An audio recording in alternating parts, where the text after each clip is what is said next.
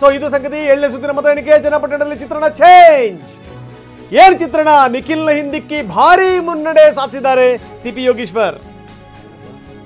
7ನೇ ಸುತ್ತಿನ ಮತ ಎಣಿಕೆ ಆದಂತ ಸಂದರ್ಭದಲ್ಲಿ ಚನ್ನಪಟ್ಟಣದ ಚಿತ್ರಣ ನಿಧಾನಕ್ಕಲ್ಲ ಬಹಳ ಬೇಗನೆ ಬದಲಾಗ್ಬಿಡ್ತು.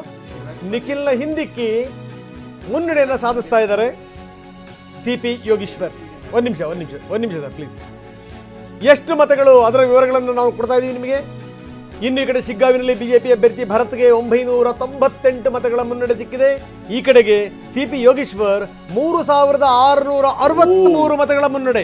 Big jump. ಅದಕ್ಕೆ ಸ್ವಲ್ಪ ಸಮಯ ಕೊಡಿ ನನಗೆ, ಹೇಳ್ತೀನಿ. 500-600 ನೋಟ್ಗಳ ಬಗ್ಗೆ ಜಾಸ್ತಿ ಎಕ್ಸೈಟ್ ಆಗೋ ಅವಶ್ಯಕತೆ ಇಲ್ಲ. Let us wait for some more time ಅಂತ ಹೇಳಿದೆ ನಾನು. ಇದನ್ನ ನೀವು ಹೇಳಕತ್ತೀರಾ? ಎಲ್ಲರಿಗೂ ಹೇಳ್ತಕ್ಕಂಥದ್ದು, ಎಲ್ಲ ಮಾಡ್ತೀರಿ? ಎಲ್ಲ ಪ್ಯಾನಲಿಸ್ಟ್ ಹೇಳ್ತಕ್ಕಂಥದ್ದು. ಇವತ್ತು 33 ಲೀಡ್ ಬಂದಂದ್ರೆ wait for some time. Excite ಆಗೋದೇನಿಲ್ಲ. ಜಾರ್ಖಂಡ್ ನಲ್ಲಿ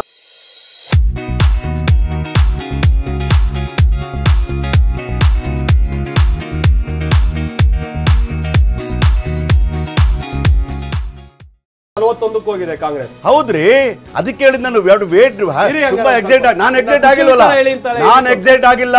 ನಾನು 7ನೇ ಸುತ್ತಿನ ಮತ ಎಣಿಕೆ ಮುಕ್ತಾಯ ಆಗಿದ್ದು ನಿಖಿಲ್ ಅವರನ್ನ ಹಿಂದಕ್ಕೆ ಭಾರಿ ಮುನ್ನಡೆಯನ್ನ ಸಾಧಿಸಿದ್ದಾರೆ ಸೈನಿಕ. ಯಾವುದೋ ಒಂದು ಬೂತ್ಗಳು ಬಹಳ ಕೈ ಹಿಡಿದಿದೆ ಸಿಪಿ ಯೋಗೇಶ್ವರ್ ಅವ್ರಿಗೆ. ಯಾವ್ದೊಂದು ಗೊತ್ತಾಗುತ್ತದೇನು, ಬಹಳ ಟ್ರಾನ್ಸ್ಪರೆನ್ಸಿ ಇರುತ್ತದೆ, ಮುಚ್ಚಿಡೋ ಸಂಗತಿ ಎಲ್ಲ ಯಾವುದು ಏನು ಅಂತ.